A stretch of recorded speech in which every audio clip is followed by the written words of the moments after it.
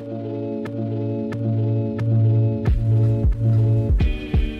to give you guys a little bit of background, and I'll dive into this in the presentation, I'll just skip over the slide while this loads, is I started off in, as a founder around 5 years ago. I left college to basically chase this company that I wanted to become like Elite Daily. And how many of you guys know Elite Daily by show of hands? Basically, it's like a really shitty online publication, to give you guys an idea. It's like Thought Catalog. And if you guys know Thought Catalog, maybe we'll give you some idea. And this publishes like low-level content out like continuously. And tons of people read this because it really works with like Facebook's algorithm. Facebook loves this type of content. So if you're trying to get clicks and people to view your website, it's not that hard at all. And let me see if I can get this into full screen. I think this is the one. Maybe no. Maybe that's it. I think we have to go with this one. OK, cool. That works. So the talk is like how I built a 13,000 person community with only $2,000. But going back to where I started, it was with this publication. And at the time, this was 5 years ago, I had just left college, had no money, was building this startup literally out of my garage, was just drinking really shitty coffee and had spaghetti, shitty oatmeal, and convinced a couple other people to drop out of college to join me, which I'm glad they did that. But at the same time, the startup did fail a year later. We were using growth hacks to grow our startup. So at the time, when you wanted to click from Facebook using paid advertising, it cost less than a cent per click, maybe like 1/10 of a cent. So we're getting 24,000 visitors a day. We had 150 writers. Things were going great. And then we couldn't figure out how to monetize. And I was like, shit, what are we going to do? And we just folded up. We didn't have enough money. We knew nothing about venture capital. We knew nothing about raising funding. All this was very new to us. And that's OK. I assume like many of you guys have, how many of you guys have actually gone and raised venture capital? So we have a couple people here. And it's just a whole process behind it. It is not easy to understand, especially like from a point of not getting screwed, because you are literally giving part of your company away. And you're putting yourself a little bit back, not in the driver's seat, but in a little bit of the back seat, saying, hey, I'm going to have someone else take control of the company along with me. So at that time, we didn't know much about it. So what I did, I was like, OK, well, I'm going to find people who do know a lot about this. And I joined people who were from Google, Amazon, McKinsey, all these big name companies, and I joined them as a co-founder.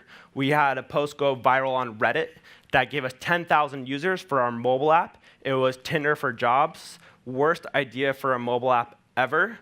And what ended up happening is, at the time, mobile apps were like this big, cool thing.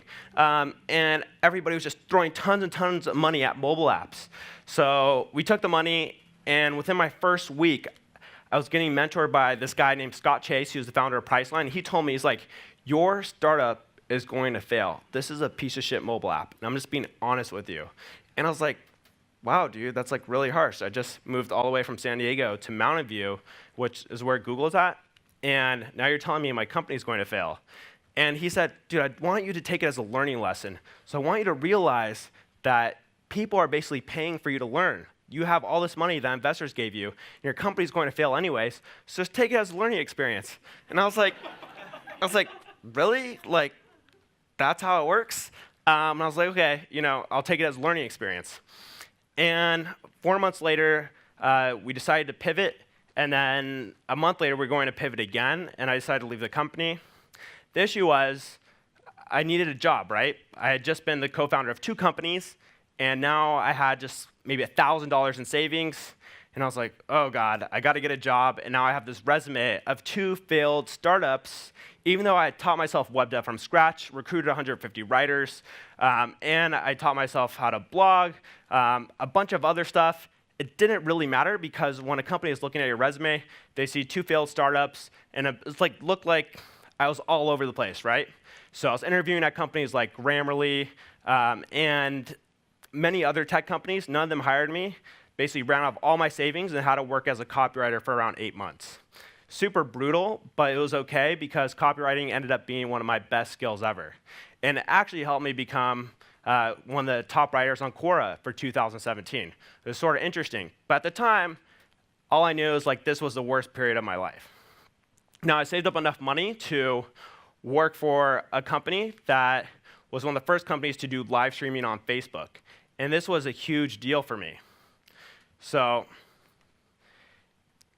when I did that, it wasn't just like this easy step where I was like, okay, well, I'm working for this company, and now I'm all of a sudden going to magically learn a ton of things. Like, you actually need people to help you. I've worked or co-founded or even interned for around like 11 startups now. And most people like don't help you, even like your managers. It's just one of those things where they don't even care that you learn, right? During that time, I found around 3 people who really helped me take my skills to the next level. And one of those people happened to be at this Facebook marketing software company. He taught me about design. He taught me about community building. He taught me about building innovative features on social media platforms. And this was just huge for me. I was like, wow, this is really cool. Like, and I'm really appreciative that you're doing this. And through that process, what ended up happening was I acquired this set of skills that was really in demand. I jumped into consulting. And when I jumped in consulting, I realized I was like, hey, I'm making 5x as much money doing consulting than I am working for this startup. So I basically said to them, I was like, hey guys, like, I'm going to leave this company. And they told me, like, hey, we'll give you equity, we'll give you basically whatever you want. And I said, well, if you weren't going to offer it to me, before I asked, then I'm really not going to take it from you now. So I ended up leaving and doing consulting. And then 2 months later, I was like, man, I really hate consulting. And I was like, this is not as fun as I thought it would be. And part of it was I was living in San Diego at the time. And in San Diego, there's a lot of lifestyle entrepreneurs. So I'm working with people who build a lot of sales funnels that basically sell products that say how to make 6 figures doing X, right? And that was awesome. I was making them a ton of money while they're traveling the world. Actually opened up the idea. I'm like, wow, it is really possible. People do travel the world and make money online. I'm like, this is interesting.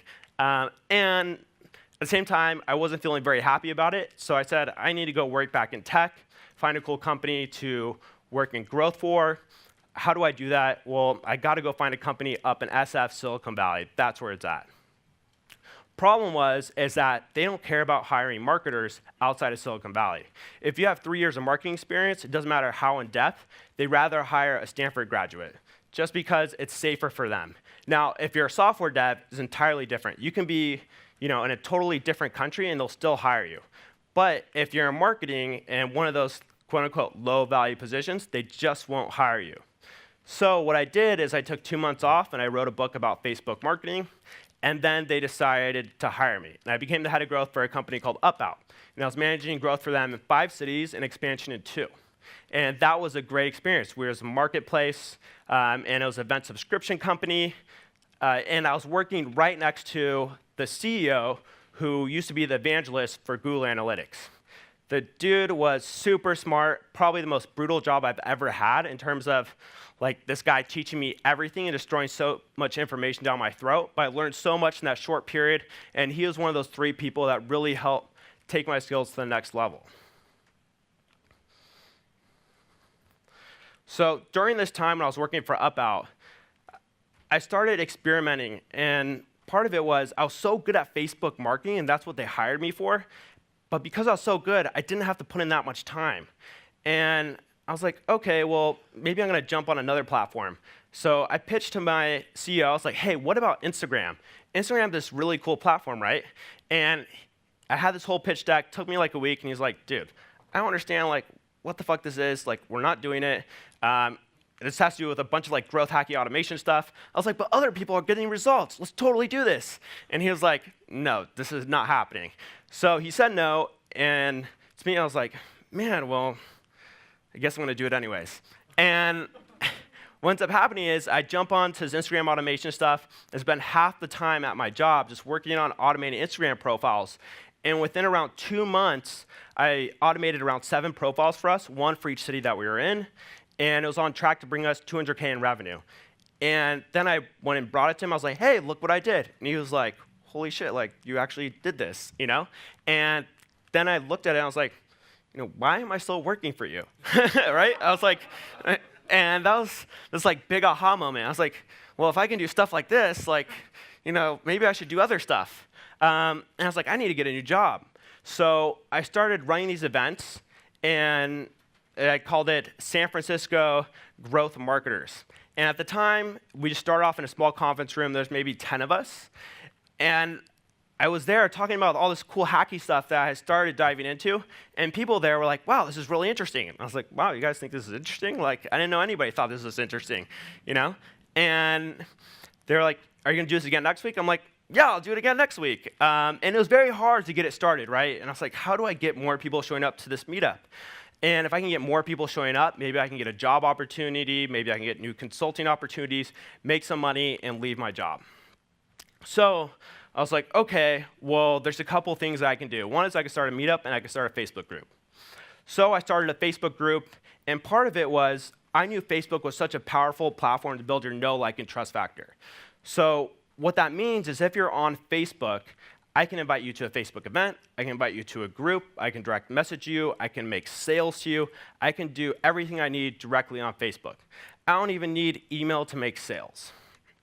And it's funny, I see people that use email to make sales, and most of them are in e-commerce, and part of the problem is they don't realize that if you're selling like a high-priced product or even like agency services, that many times the relationship sales funnel is extended, right? You're trying to get people to have a conversation with you, and you're not trying to get 100 people to convert. Maybe you're just trying to get 3 people to convert because one person is worth 30K to you, right? You don't need an email list of 5,000 people. It's a joke. But everybody is telling you, build your email list. And I was like, I don't know about that, you know? So I started focusing on Facebook and building this community by basically going into Facebook groups that said Startups SF and adding random members to my friends list. And then I'll invite them to my events. And then what I also did is I jumped onto Twitter. And on Twitter, what I did is, and you can't do this anymore, to be honest, is I set up a number of profiles to automate mentions at scale. And what does this mean? This means like you have a profile, and you're using a tool called Audience. Audience still exists today. And you can find people based on certain keywords in their bio, as well as other information, such as how active they are on Twitter. And what I would do with this information is I would export this into CSV, upload it into another automation platform that would send tweets to these people at scale. And this would be a tweet such as, hey, I'm holding this event in SF. I noticed you're a founder. This event is for founders. Register here. Except I'll send 1,000 of those a week. And within around, I think, several weeks, I had the fastest growing meetup in San Francisco, just using this Twitter automation at scale. And you can't do it anymore because mentions actually show up in your regular feed on Twitter now, which is a pain. So all this Twitter automation died. And it's funny, I love talking about this because so many people actually became influencers on Twitter using Twitter automation at scale with mentions. So you had all these people that built these profiles, maybe 100,000 followers, maybe 500,000 followers, and they're using this to speak around the world. And they're going from conference to conference, just making a ton of money and talking about the most basic marketing stuff. And it kills me because I know exactly what they're doing. And the worst part is I talk to them too, and they admit it. They're like, this is exactly what I'm doing. And I'm like, oh my God, this is exactly what's wrong with the marketing world. Is that you literally have someone that built up their Twitter profile through a Twitter automation that doesn't even exist anymore, and they're speaking about some basic stuff with marketing, and people are paying them a ridiculous amount to do so. And they're just living like this chill life, right? To me, it was very funny, and I had to use it to grow my meetup, but I also saw other people using it to speak around the world, and that really turned me on. And I was like, wow, Twitter was a powerful platform for automation. It's not anymore. Instagram, is, and then now it's not, like as of today, but Facebook still is, and that's why I love Facebook, and that's why I'm talking about how I built this community on Facebook, because you can still do that today. And that's why it's a prime time to take advantage of it, because it doesn't always exist. Instagram hacking exists for a while, Twitter hacking exists for a while, but all of those got shut down, but this still is relevant to you guys. So one of the things that's very basic is if you look at your social profile today, what I call it is its add back rate. So when you send a friend request to someone you don't know, so let's say it's a venture capitalist, let's say it's a high-level founder in your niche, what's the likelihood of them adding you back? Maybe it's 5%. Maybe it's 80%. And the truth is, like, and I don't like to say this, but it is true, after doing enough testing, it's around 15% for guys on average. For women, it's around 80%. And it's just the way it is. And part of it is like, so if you're a woman in the audience and you want to build your network on Facebook, you can do it 4 to 5 times faster than a guy. Like just adding founders, adding VCs, and then doing live video, getting in front of them, letting them know who you are. But how do you pull all these social triggers? And how do you increase that ad back rate? And it's so important because if you don't have a network on Facebook, no one knows who you are, and honestly, you're just like irrelevant to the world, especially if you want to become a founder. Now, why do I say this? Because if you're trying to become a founder, it's not like you just have this major injection of capital out of nowhere, right? Unless you're raising money and you're not even profitable yet, and the chances are that if you do that, you're probably going to fail anyways. So first step is to have a networking avatar. When I want to have this meetup, have this community, what I knew is I needed high-level people to be speaking there. I needed people like Dennis Yu, who's in the top left. Dennis Yu is the Facebook ad genius. He manages the Warriors fan page, and for you guys that don't know, the Warriors won the NBA championship, very well known in the US. And then we have Sean Shepard, who's on the top right. Sean Shepard is top 20 salesperson of 2016. Bottom left, we have George Arbutsky, who helped grow Lyft, Soothe, Wag, huge companies. And on the bottom right, we have Hitesh Parshar, who scaled 2 companies and sold a couple of companies. And through Facebook automation and optimizing my profile, I was able to connect with all of them. Not within like years, not within months, but literally within days and weeks. And how did I do that? So what I knew is that I could pull certain social triggers. And this meant, hey, what do these people like? Well, if they live in San Francisco, they like pictures of San Francisco. Sounds pretty obvious, right? For most people, it's not. So what I did is I included a picture of San Francisco as my cover photo, and that increased my ad back rate because they would view my profile and they'd be like, hey, you live in San Francisco too. You might be relevant to my network. Let me add you. And I was just literally connecting to hundreds of founders and VCs, and just that simple picture of San Francisco was increasing my ad back rate. And then I made myself look like an influencer. How? I took pictures with influencers. Maybe it was a selfie. I'd walk up to like Guy Kawasaki, and he would be there, and he'd be like, hey, what's up? And I'd be like, hey, selfie. That was it. Boom, put it on my profile. Hey, very vanity-driven, but it's made me a ton of sales, and we'll get to that in a moment. So they also want to connect with people who maybe are speakers, more high-level people. How do you make yourself seem that way on Facebook? And also a helper. Like, do you actually like helping people? So in my tagline, I say I help X people get X result. So if they don't think you're a helper, they're not going to connect with you because they just think you're going to take from them.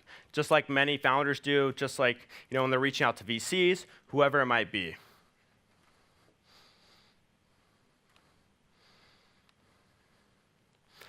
So when I realized I could optimize my social profiles for a higher ad back rate, not only does this help me get more people to my meetup and events, and I was using Twitter automation at the time to do this as well, I also realized, like, hey, you're adding all these people to your network, but like, you need to nurture these relationships. You can't just add them and expect them to convert into sales, convert into relationships.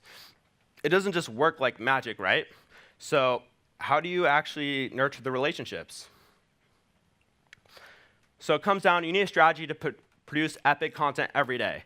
So most people, when they think of epic content, they're like, I'm going to create this 3,000-word blog post. It's going to come out once a week, and then people are going to know who I am. It doesn't work like that. If you do that, nobody will know who you are. Because I can write statuses on LinkedIn for like a week straight and get close to 1 million views on LinkedIn for like the last 2 months, every single week, just through statuses. And statuses are literally like repurposed from other channels. And that's how I stay relevant. So while you're working on this 3,000-word blog post, I'm just posting this like, it's good content, but it's just getting repurposed from other channels. And I'm just finding this epic strategy to put out this content that's epic every single day. And I'll dive into it in just a bit. So one of the main problems is you're like, if you're putting a lot of time into content, what about distribution, right? Now, many people are say, hey, distribution is 90%, content is at 10%. And I say to those people, I'm like, you're an idiot, because this is how it works. Like, if you focus a lot on distribution, you will never get any traction. You have to growth hack distribution. If you're not growth hacking distribution, then you're not going to have any time to produce any content. Like, it's just silly to me that people think distribution is still important. And what I do is I'm like, okay, find a way to growth hack distribution, put all my time into content, I win. That's how it works. And when people are like, well, I'm going to mention this influencer and mention this influencer that's in my article, and then do a couple other Twitter mentions, and that's my distribution strategy, as well as maybe sending out some emails and telling them that I mentioned them in my article, and maybe they'll share it. And I look at them like, that's a joke. Like, stop doing that. You're putting in so much work to try to get distribution for your content, and you're not thinking about it right. Like, it's not giving you any time to produce good content, and they're probably not going to share your content anyways, and at the end of the day, like, you have nothing.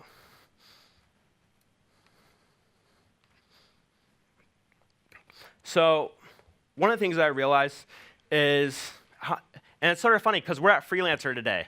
And I use Upwork for this, but I love Freelancer too. I also use Freelancer.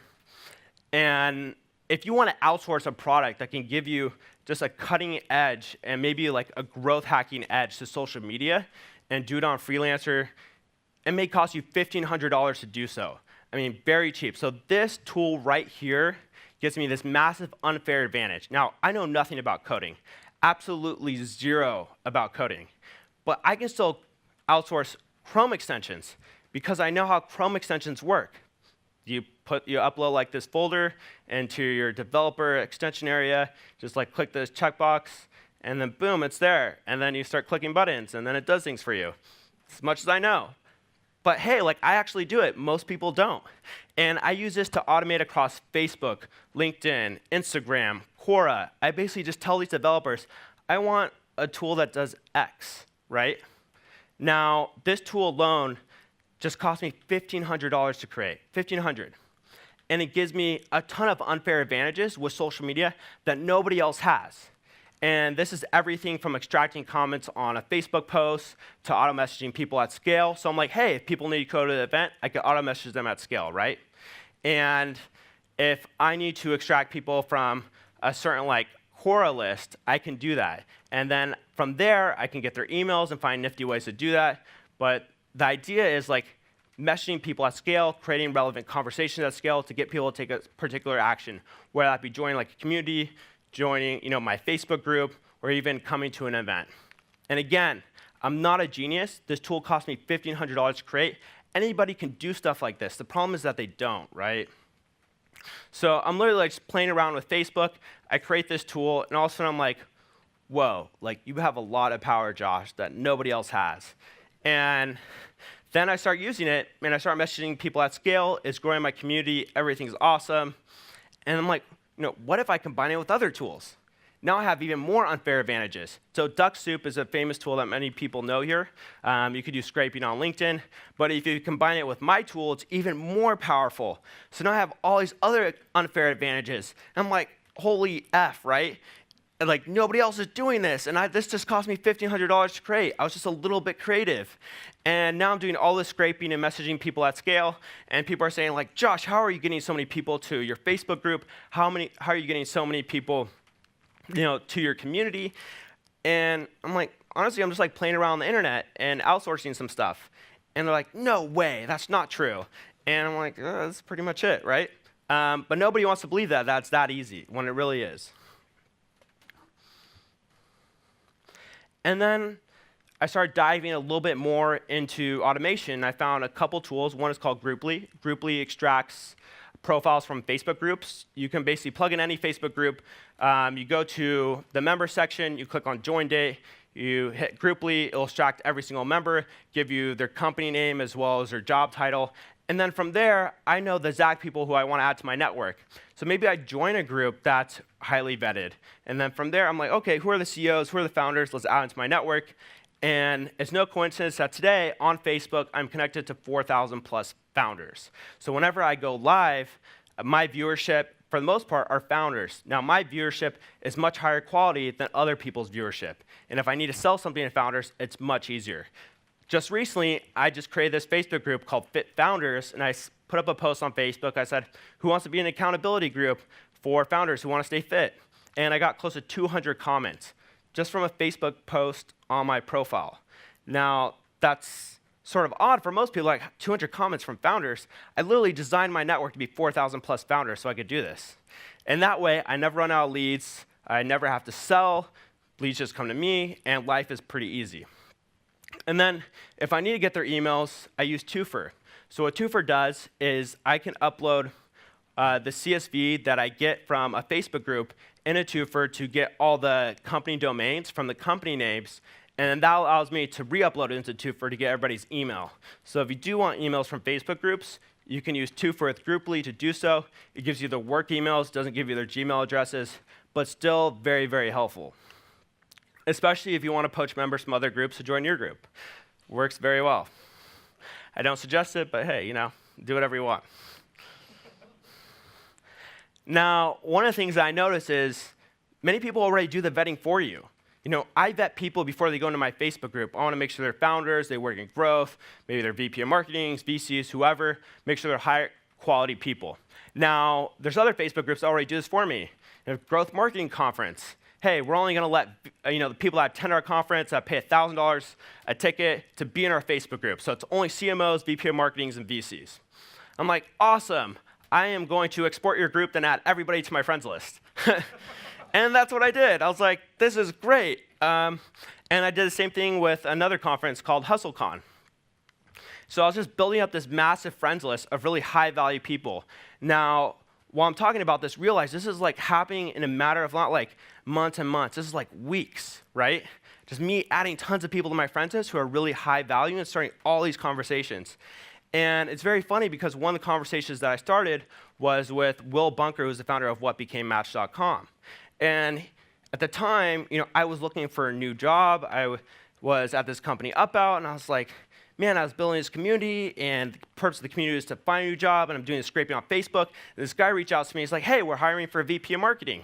I was like, this is awesome. And he's like, yeah, we run this VC firm. It's called GrowthX. And I'm like, oh, a VC firm. I have no idea what VC firms do. I have some idea. I just moved to SF. Sounds like a really cool gig. I would love to be around super smart people. And he's like, yeah, we also have an academy. And we're looking for someone to run our academy as well. And I was like, this is perfect. So I basically just said, hey, here's my resume. Here's all the details about me. Boom, ended up getting a job. And within like 2 weeks, I'm the head of growth of a VC firm. And I'm like, whoa, that happened really, really quick. I've only been in San Francisco for like 6 months. And at the same time, I'm realizing, I'm like, this shit really works. Like, oh my God, like I can keep doing this. I don't have to stop here. As long as I'm nurturing these people at scale with really good content, then they'll know who I am. They may reach out for better opportunities. So I'm like, how do I keep putting out good content on Facebook? Well, what about not even writing content on Facebook and writing on Quora instead? Because what people don't know is if you take a good Quora post from Facebook and if you take a good Quora post and you put it on Facebook and you put it on LinkedIn, it'll perform just as well. Because social media channels are no different from each other. Most people think LinkedIn is so different from Facebook. LinkedIn is so different from Quora. Facebook is different from Quora. Instagram is different from all these channels. I'm like, dude, like people build relationships the same way across channels. It has nothing to do with how these channels work at all. Like you post good content, the same content across these channels to perform just the same. That's why people are complaining on LinkedIn are like, hey, don't post a picture of this hot chick, even though it's performing super well on LinkedIn, right? And people get super upset. They're like, why is this performing so well? This is not LinkedIn content, And it's very much how it works. And I'm like, hey, that's because people like the same content across platforms. It's no different. And and people try to say, hey, that's not true. LinkedIn's professionals. I'm like, dude, people build rapport the same way in life, no matter where they are. It's your know, like, and trust factor. It's that simple. Anything else is just BS. So when people say LinkedIn's professionals, I say it's all the same. If you think it's that way, you'll never build a social presence. Good luck. So I started posting, tons of my core answers on Facebook. My Facebook is getting tons of traction. I'm like, this is awesome. And Before I know it, I'm using my Facebook network to interview high-level people. I'm bringing into my events. I'm interviewing the founder of Bungle, and he's also the founder of Ship as well, $200 million plus companies. He's also the advisor to other $400 million plus companies, and we're becoming friends. And I'm like, whoa, a month after I started doing all this automation stuff, I'm now friends with like this guy who's like crushing it in tech. And now I'm friends with like everybody who I wanted to meet in tech. And it's happening so fast. Just through like a little bit of automation on Facebook, understanding how social platforms work, not making too much of a big deal about it, and also just not believing anything out there of what people are saying, how these platforms work.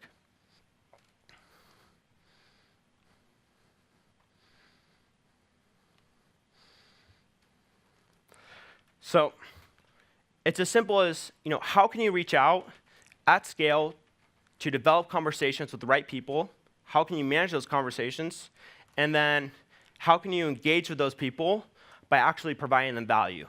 Now, one of the things that I realized is like I was adding all these people to my network. Now, starting all these conversations, there are so many opportunities that could come from it, right? I'm like, wow, now there's like all these founders who are just crushing in tech and these VCs in my immediate network. How do I turn this into great engagement? What type of content do they actually like? How can I actually help them, right? These people who I have no idea like how to help before, maybe I can figure out a way. And one of the things that I realized is that they really like growth hacking. They're always trying to stay on the cutting edge, and everybody's pretty busy. So before I started diving more into growth hacking, I was like, okay, well, I guess this is a growth hack in itself too. So I was like, okay, how do I get more of these people in my network that's not Facebook? Maybe there's another way too, right? If I could do it with Facebook, maybe I can do it with LinkedIn. So I started diving into LinkedIn automation tools. If you're doing LinkedIn automation, you need Sales Navigator in order to message tons of people on LinkedIn or auto-connect to them.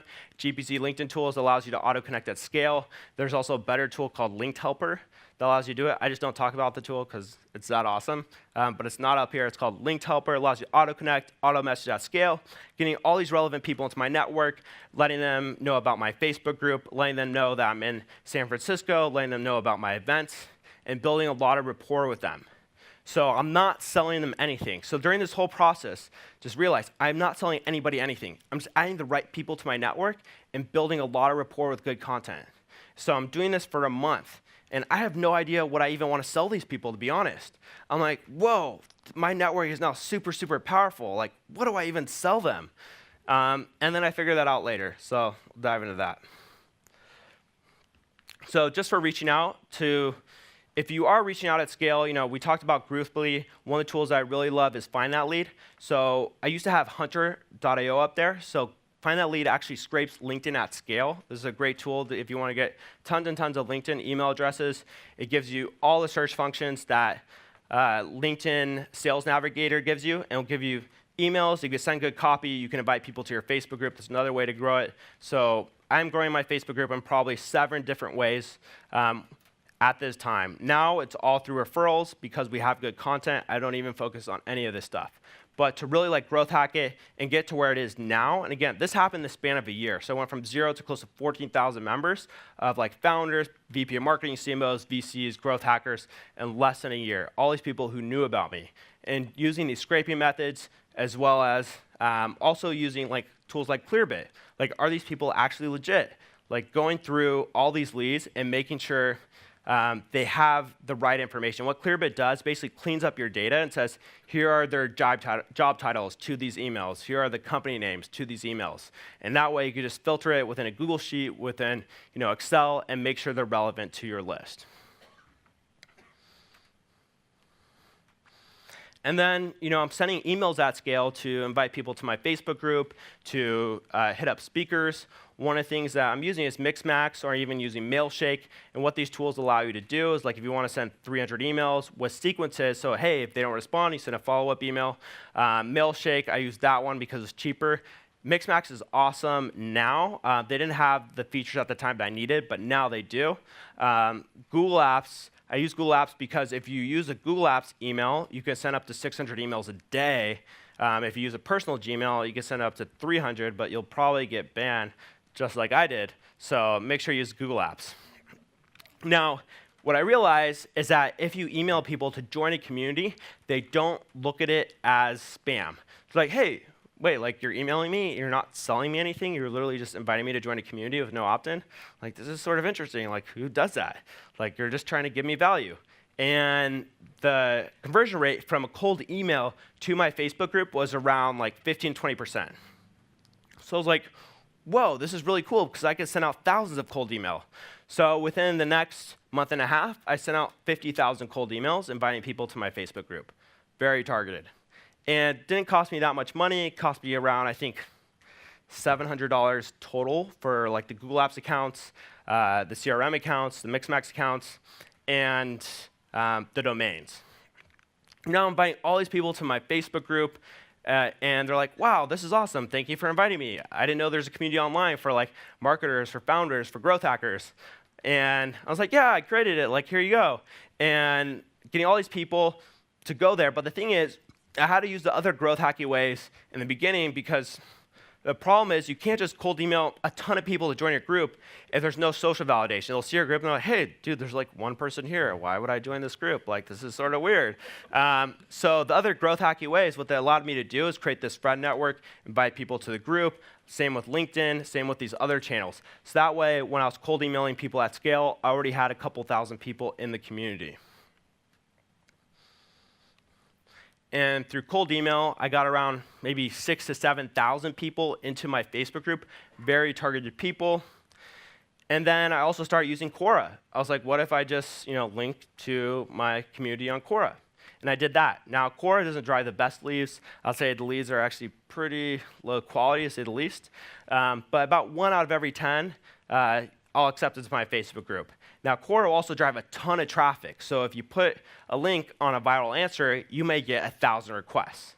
But again, 100 of them will be worth actually adding to your community. And you have to put it on an answer that's in a relevant section. So if I'm writing in venture capital and startups, those are great sections. Anything else, not so much. So you don't want to go on life advice and drop a link to your Facebook group while your life advice article is going viral because it's going to send all these low-quality people that are totally clueless, and it's going to make you miserable, to say the least. So, while I'm getting all these people to my community, I need to ramp up my events. And I'm like, hey, you know what? I was just part of this event company, and I was their head of growth. What if I just copied their strategy and just use it for tech events? So that's what I did. I was like, let me run some ads, get people to my tech events, and also use it as a way to invite people to my Facebook group. So on the thank you page, I invited people to my Facebook group. The ad converted really well, and the reason it converted really well is I barely focused on the value prop, right? You don't see people on an event. You're like, well, if you have an ad for an event, why aren't there people on an event? My job when I run ads is never to get people to actually engage with the ad. I don't care about people engaging with that. I just want people to click through. I'm going to pull every single emotional trigger that I can at people to get them to click through. So when people are scrolling through a newsfeed, they're like, that's a really cool picture of San Francisco. Click. Boom, I win, right? Because they're in San Francisco. I'm running to people in San Francisco. And they know it's for them. That's it. And I know this works because I've been testing this over and over again, especially for marketplaces. Marketplaces that are using home services, photography, whatever it is, and they're putting photographers in their ads. And I'm like, no, you don't understand. Just use a picture of the city. Like, it converts 10 times better. And they're like, that has nothing to do with our product. I'm like, you don't get it. Like, if you make it very relevant to the people in the city and pull that emotional trigger, the click-through rate will be insane. And it is. And it works really, really well. So I have all these people joining my Facebook group, and one of the things that I wanted to do, I was like, well, I want to build out my LinkedIn network. So I was like, okay, I'm going to start adding these people on LinkedIn. So I see their names, and I start plugging into LinkedIn. I start connecting with them there. Now, it's got a little bit painful because they didn't have the survey feature at the time, so I got an assistant to help me do this. He was just taking their names, plugging into LinkedIn, connecting with them, so they start seeing my LinkedIn content as well as my Facebook group content. And this way, I was on 2 platforms for them. And they're like, wow, like, you're everywhere. And I was like, oh, I guess, I'm just adding you on different platforms. And then they released the survey feature. I'm like, this is awesome. And I put Upwork here, use Freelancer, way better. So So use Freelancer and just get someone for a freelancer to basically go into your survey feature and pull the LinkedIn profile URLs and then plug it and just click on it, add them on LinkedIn, and boom, your LinkedIn connections are increasing. If you're having thousands of people go to your group, you're adding thousands of targeted people on LinkedIn. And before you know it, you have this connection base on LinkedIn that knows, likes, and trusts you. And maybe they're even willing to purchase from you.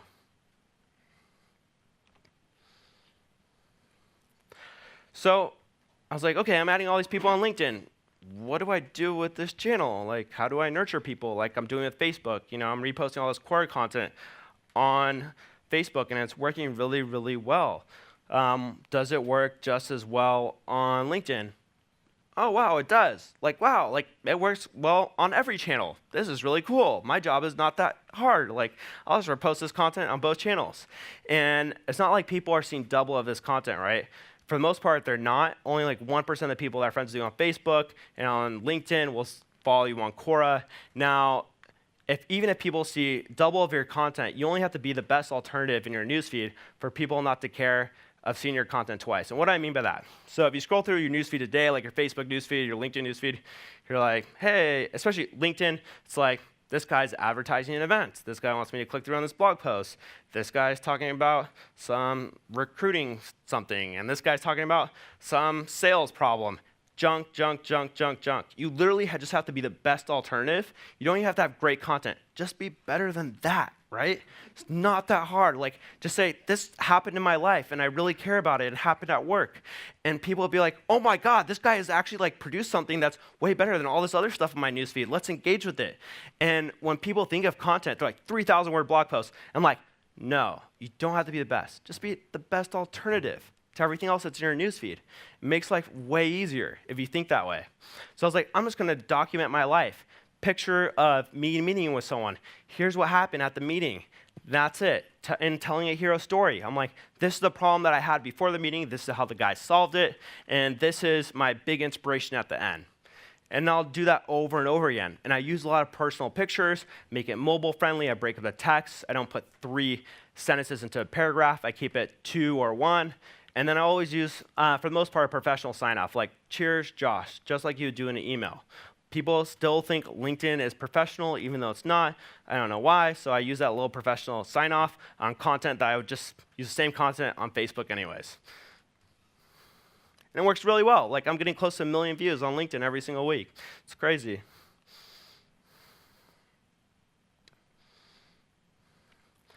And you want to be memorable. But before we dive into this, I want to show you how this works. So what I did is I have a Quora post right here.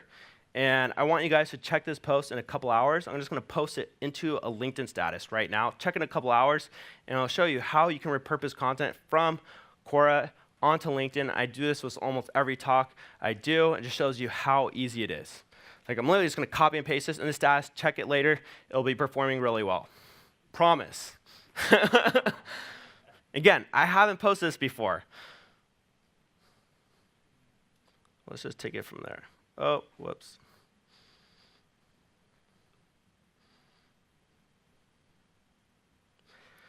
Honestly, I haven't read this in a while either. Just like, I just sort of picked one. Oh, we gotta like cut it out. It's a little bit too long. What's it with this?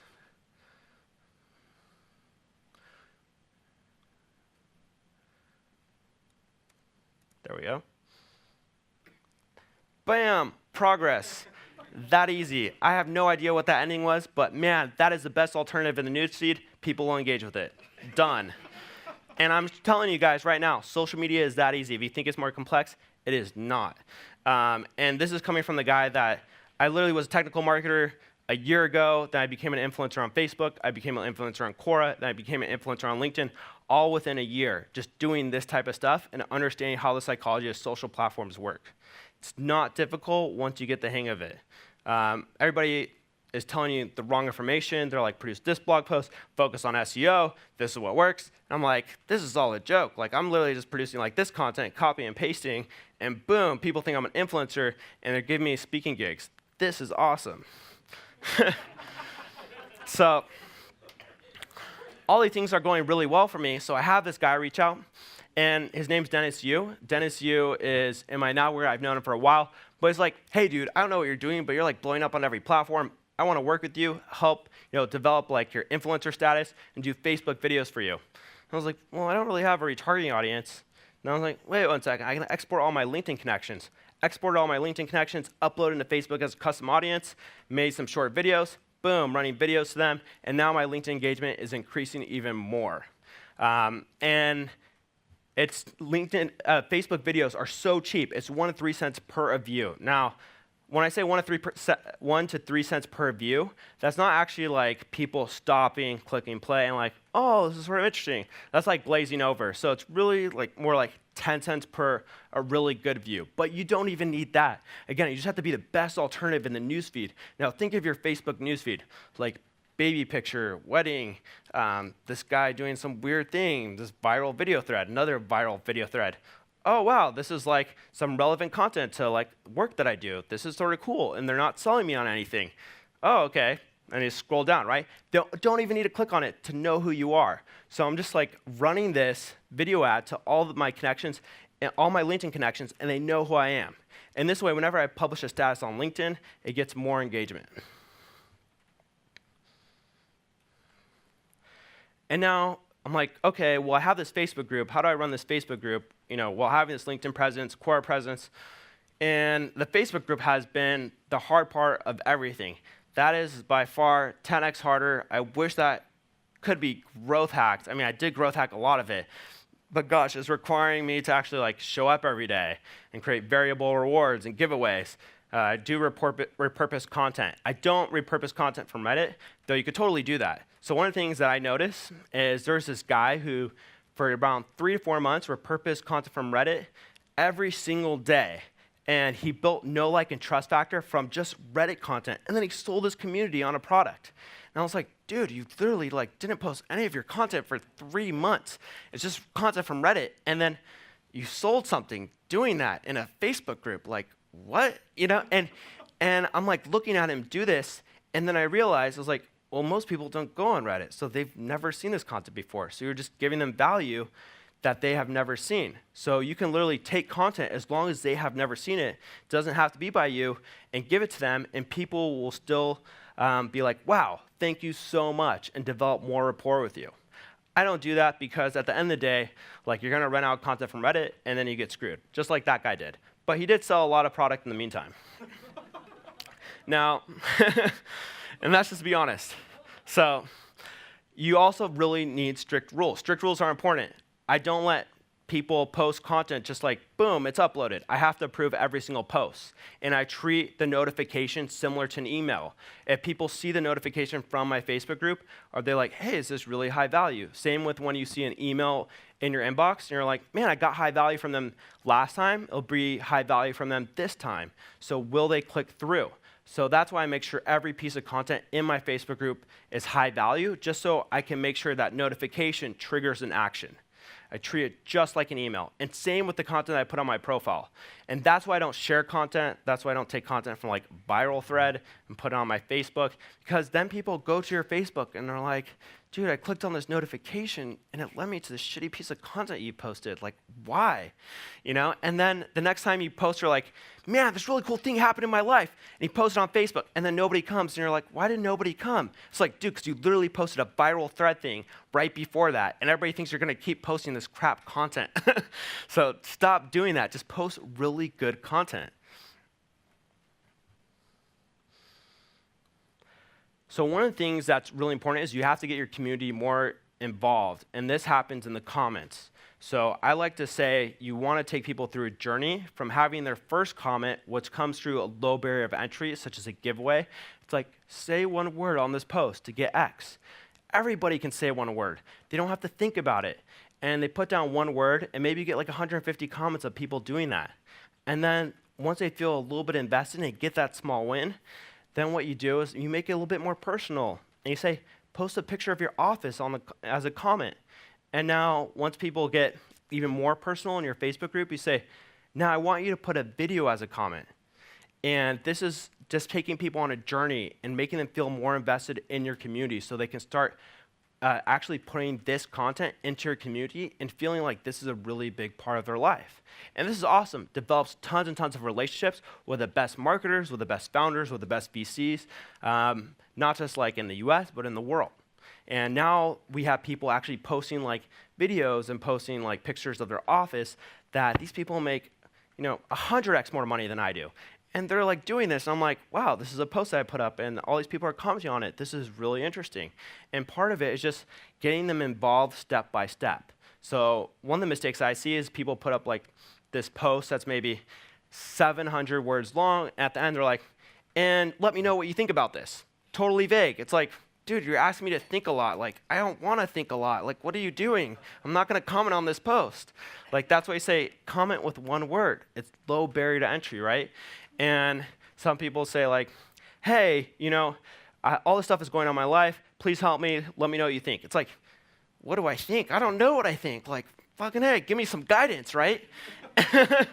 And that's your job is like, don't let people think. Make it very specific. The more they think, the less they take action. It's like when people go to your website and they're like, what does this mean? And they're like, I don't have time for this. And they just leave, right? Make it very specific. Get straight to the point.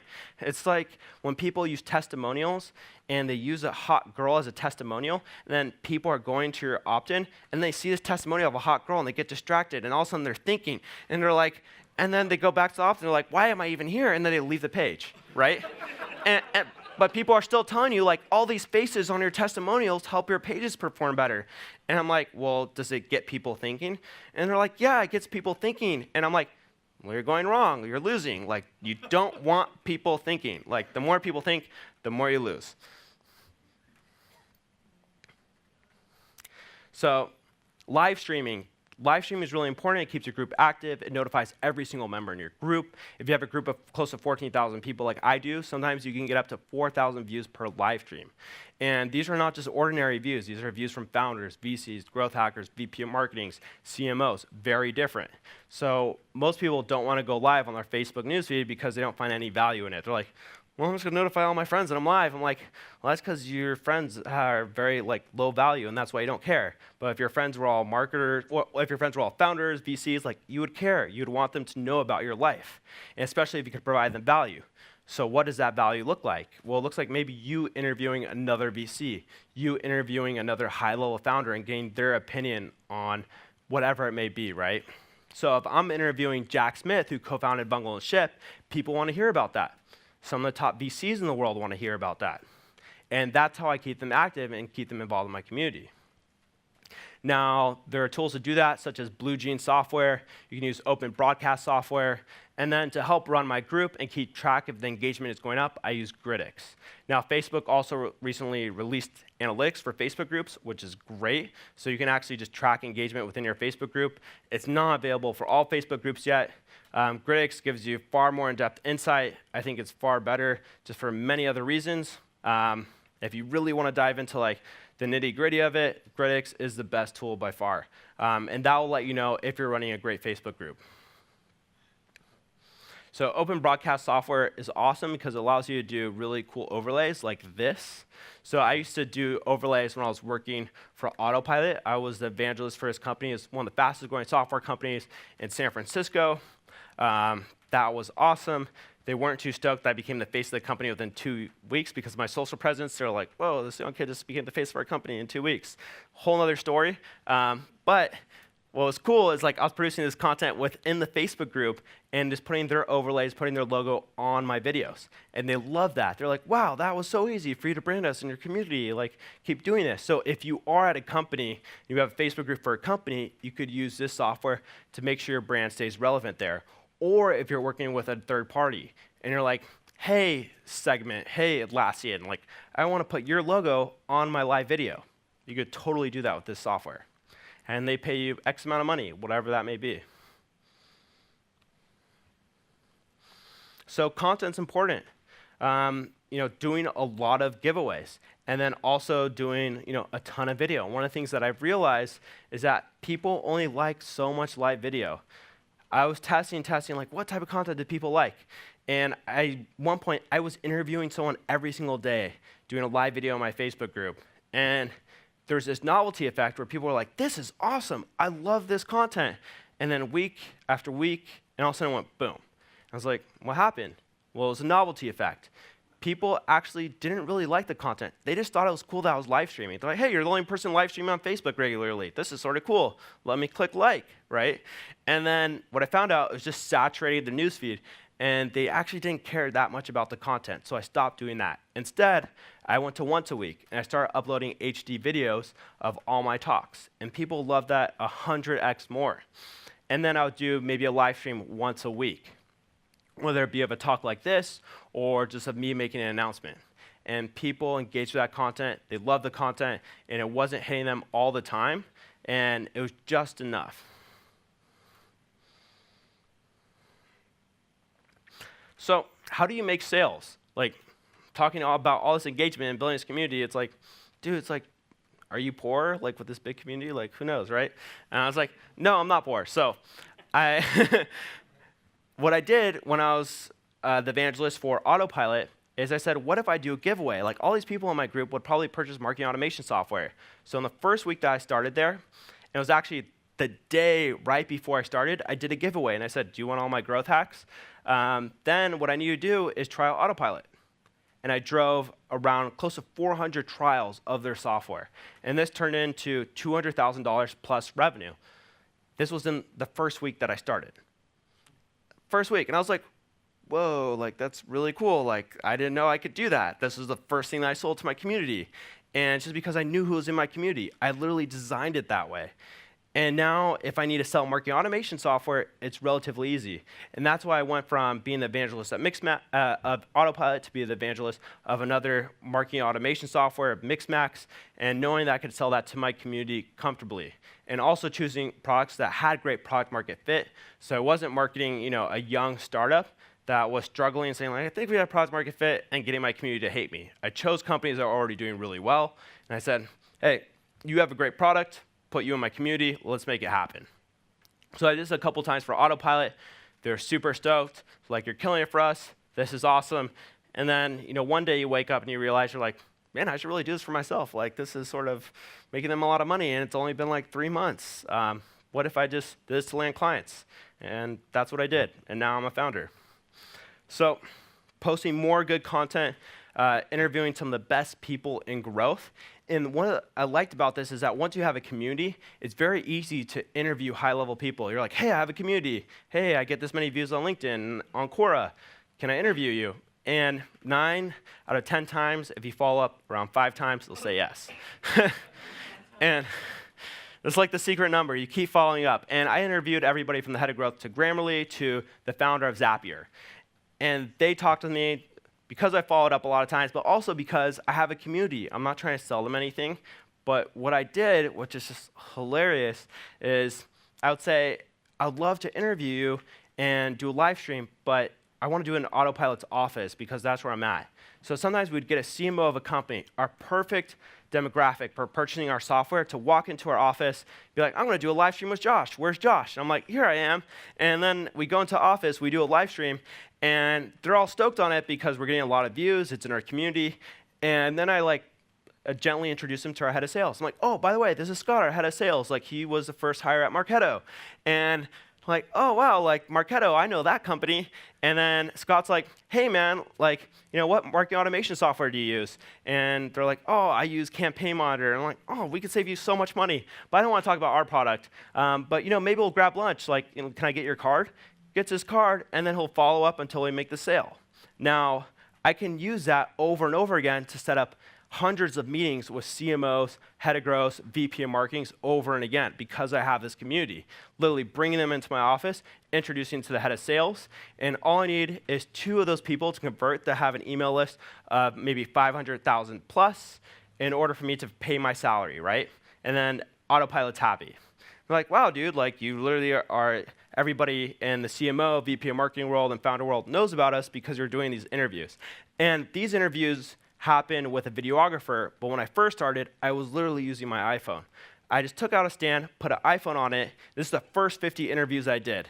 And I was like, okay, let's go. And they're like, this is pretty cool. This guy has some hustle. That's what they would think. They're not like, hey, this is like low quality stuff.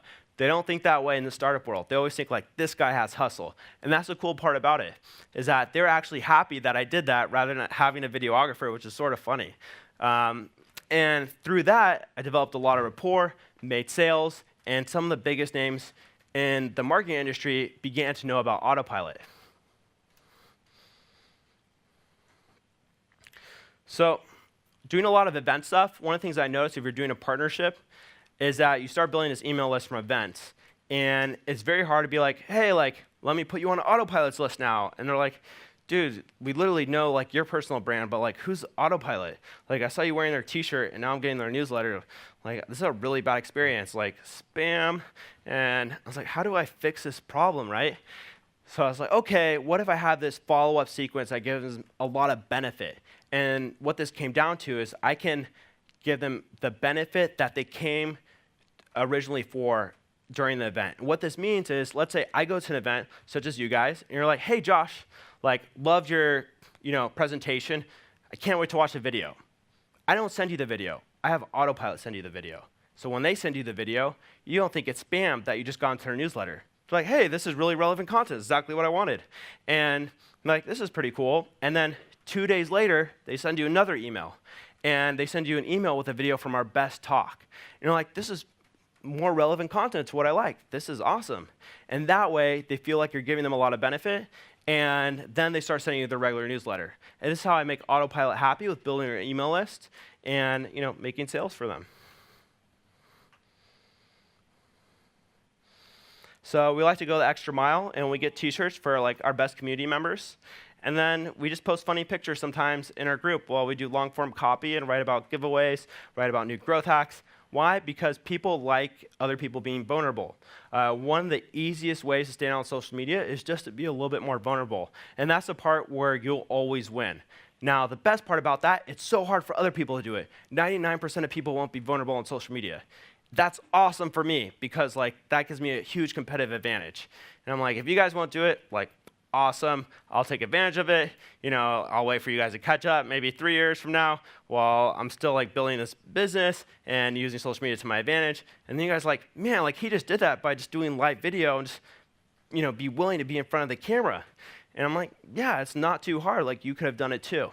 So what I try to tell people is, get comfortable with being yourself. Take more pictures. You're not like being self-serving. People actually want to see you be vulnerable.